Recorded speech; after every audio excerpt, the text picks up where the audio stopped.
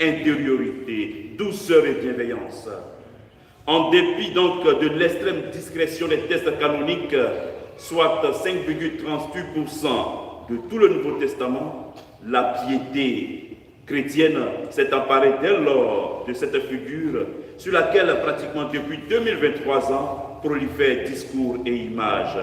Et c'est sur cet horizon qu'il faut situer la solennité du jour que nous célébrons, celle de l'Immaculée Conception, proclamée de façon officielle par le pape Pie IX le 8 décembre 1854 dans la bulle Ineffabilis Deus, c'est-à-dire Dieu qui est ineffable.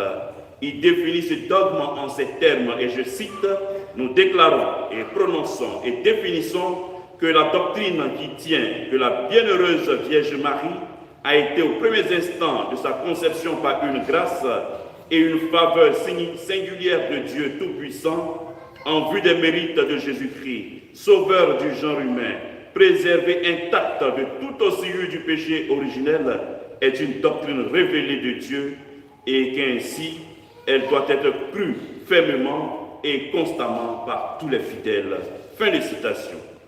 L'expression donc de la doctrine de l'Immaculée Conception s'est opérée progressivement, sans employer exactement la même formulation que celle de la Constitution.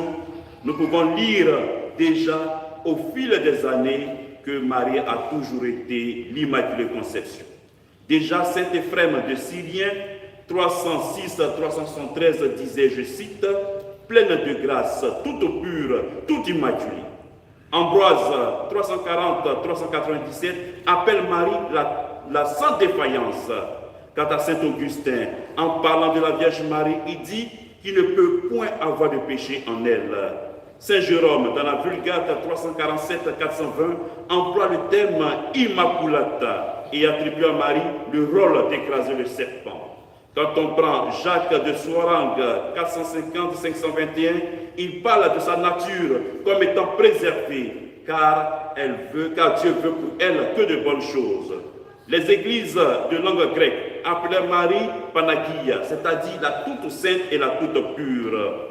Et le théologien franciscain Don Scott, 1308, véritable pionnier en la matière, dira que Marie est la pré-rédemptrice.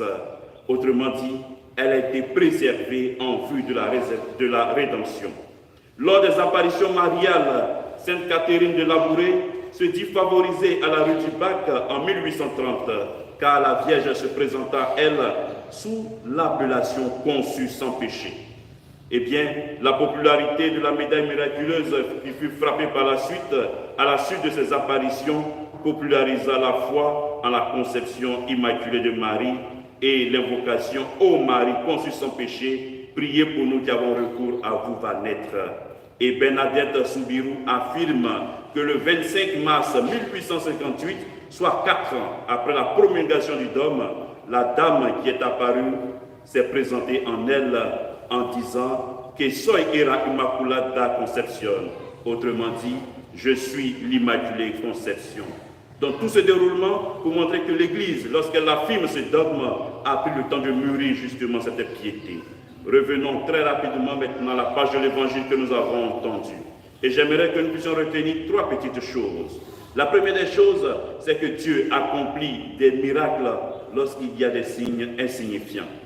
Nazareth n'est rien d'autre au temps de la Vierge Marie. C'est qu'un petit village et pourtant un ange apparaît. Donc Dieu est capable donc de rendre merveilleux un point minable.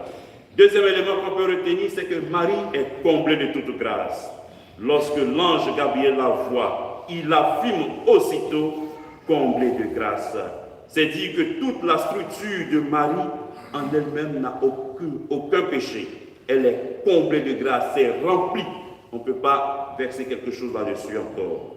Et troisième élément, c'est que Marie est intimement liée à son Fils. Lorsque nous lisons le texte, nous voyons que le Seigneur apparaît, car l'ange affirme que son Fils sera appelé le Très-Haut. Autrement dit, tout le discours que nous disons, la mariologie est ordonnée et subordonnée à la Christologie. En langage simple, on parle tout simplement de Marie à cause de son Fils. Enfin, nous avons cette parole de la Vierge Marie. Je suis la servante du Seigneur, qu'il m'advienne selon ta